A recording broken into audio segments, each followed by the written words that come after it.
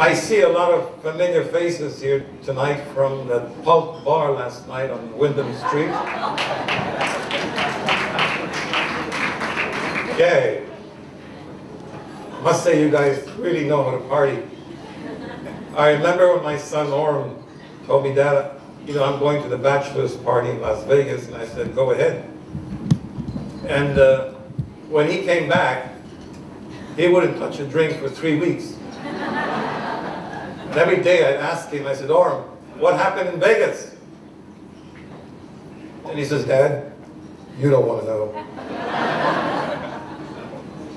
So Suren, I guess what happens in Vegas stays in Vegas.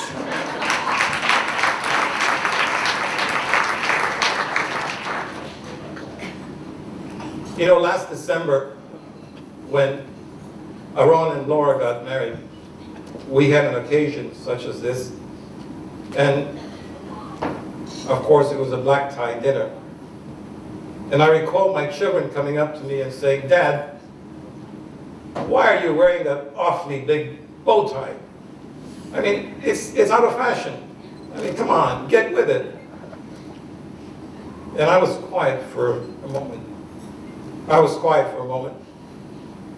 And I looked at them and I said, do you know that this bow tie is older than any of you? It's the same bow tie I wore on my wedding day.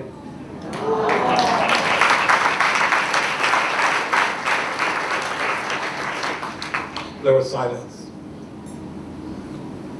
Maya's presence is very much here tonight. I can guarantee you that.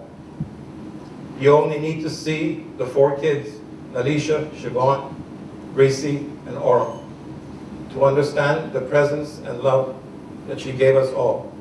She is very much here tonight. In fact, I feel her presence, and if you blink your eye, you'll probably feel her presence too.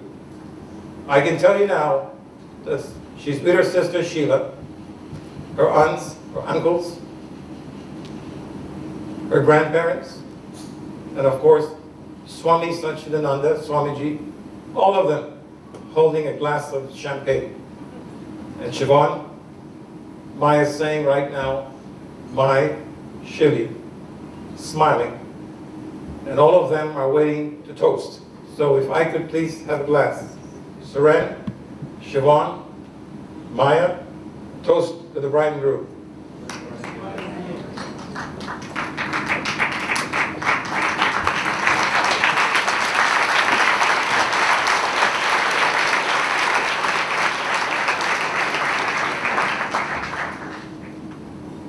When an orchestra gets together to play its music in total harmony, the orchestra will not be successful until there is a conductor to manage this gigantic orchestra. An event such as this, as you can see tonight, requires a great deal of detail and planning. In fact, it took a year. And as we got closer, changes always happened to the last minute. I must say that this young lady, by far that I've seen, is the best. And I'd like to acknowledge her this evening. Nisha, where are you? Ladies and gentlemen, Nisha, where are you, Nisha? I don't see you. Right here. There you go, Nisha.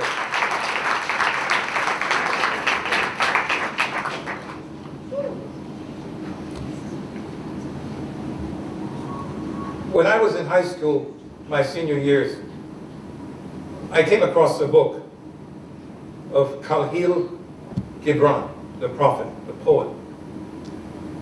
In that book, he wrote on the subject of children. He said, your children are not your children. They are the sons and daughters of life's longing for itself. They come through you, yet they belong not to you. You can give them your love, but not your thoughts, for they have their own thoughts. You can house their bodies, but not their souls. For their souls belong in the house of tomorrow, which you cannot visit, not even in your dreams. Of course, I didn't think much of it then, but as Maya and I started to have children, in fact, about a decade ago, 10 years ago, I read the book again.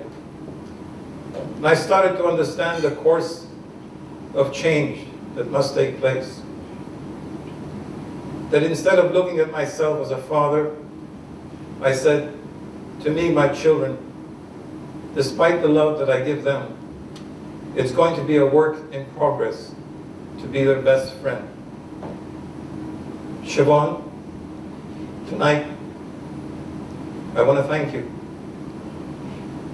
for this friendship that you've given me and the communication we've had all this time as best friends. You've always been a little girl we've called a princess. And tonight, without doubt, you are a princess. With your prince, Suren.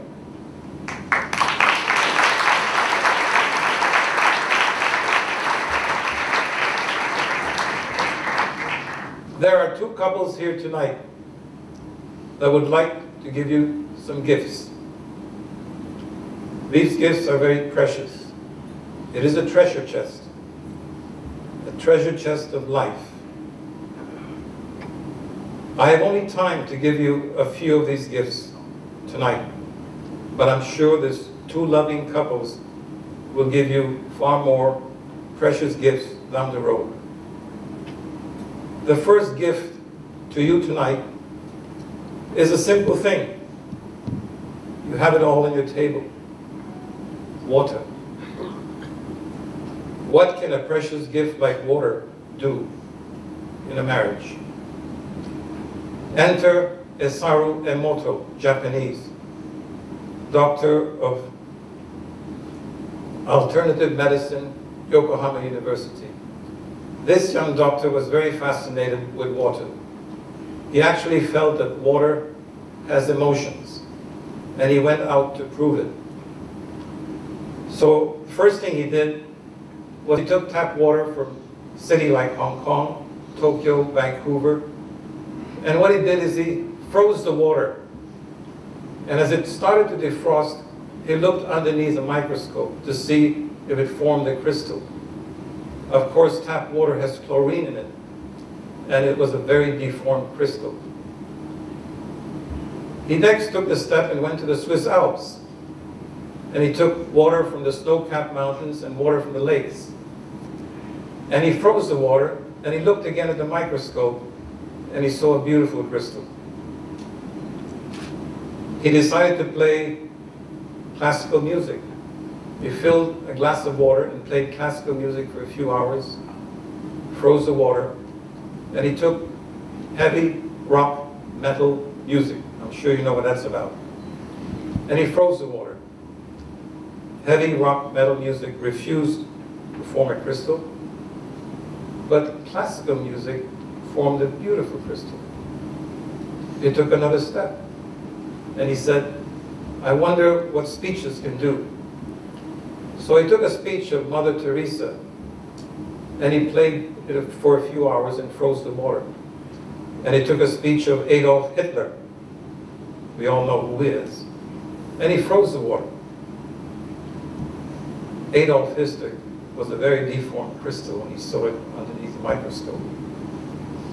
But Mother Teresa's was a beautiful crystal.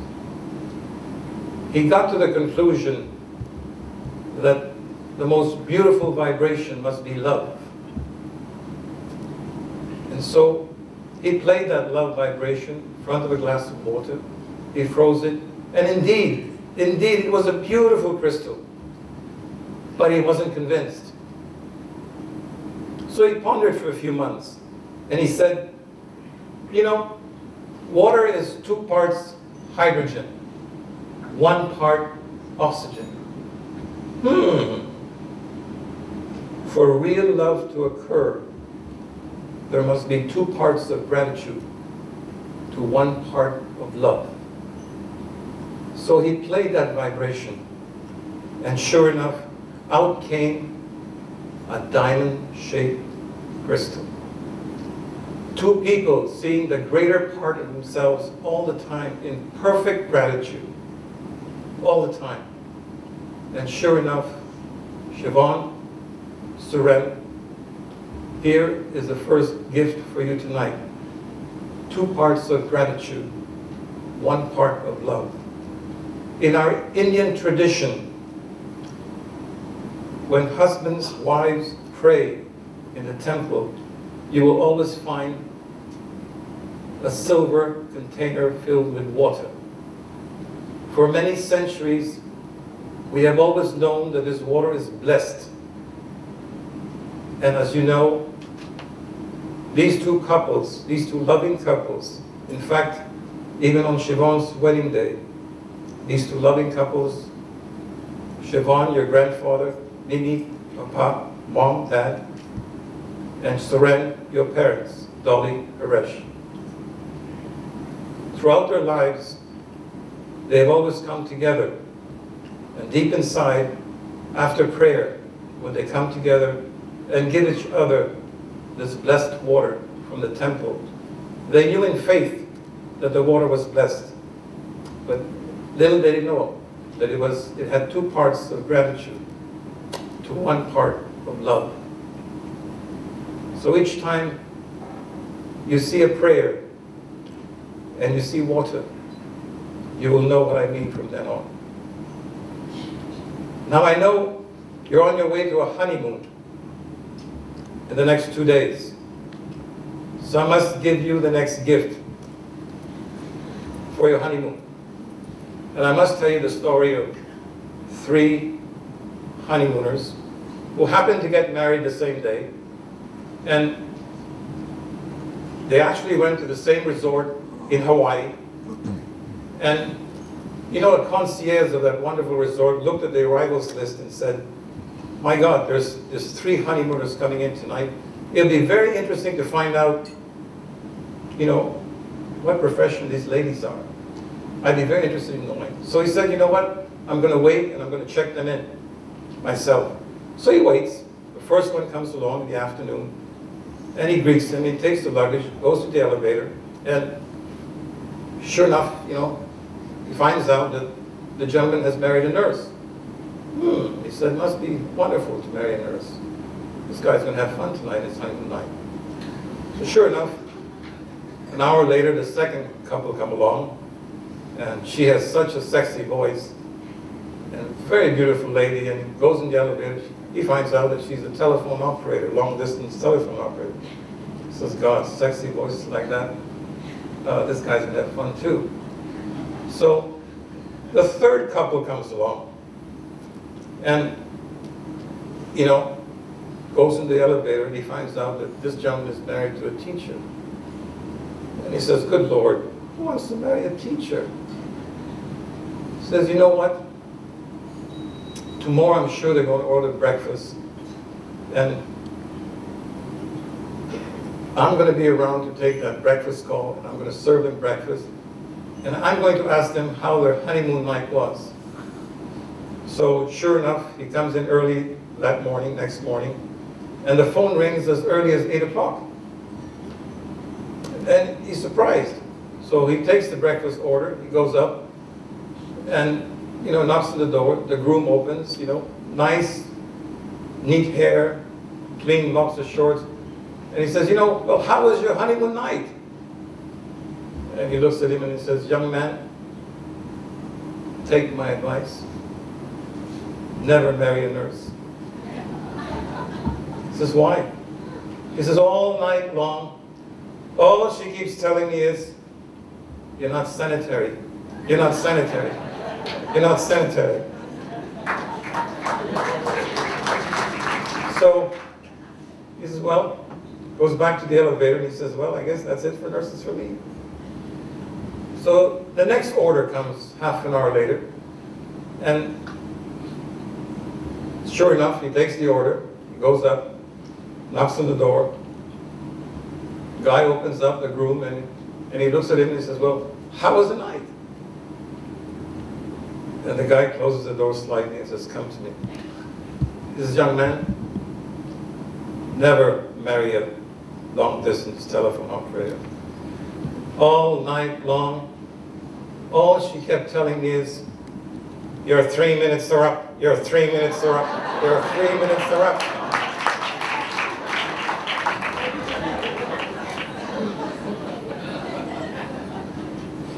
He says, I guess that's it for sexy voices for me. So he waits patiently for the third call. Doesn't come at noon, doesn't come at 2 o'clock, comes at 4 o'clock. And sure enough, you know, the guy calls up and says, can we order some late brunch, you know, caviar, smoked salmon, eggs Benedict, champagne? Sure, sure, I'll bring it right over, no problem. So knocks on the door and looks at the groom, and he's shocked. He says, my God, what happened to you? The guy's hair is all freaked out. He has scratches on his arms, he has scratches on his chest, his boxer shorts are torn. And he looks at him. He says, what happened? And the guy smiles. And he says, young man, take my advice. If you really want to get married, marry a teacher. All night long, all she keeps telling me is, we have to do this over and over and over again until we get this right.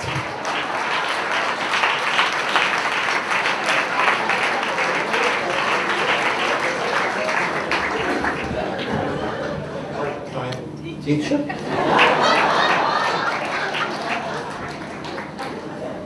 Laughter.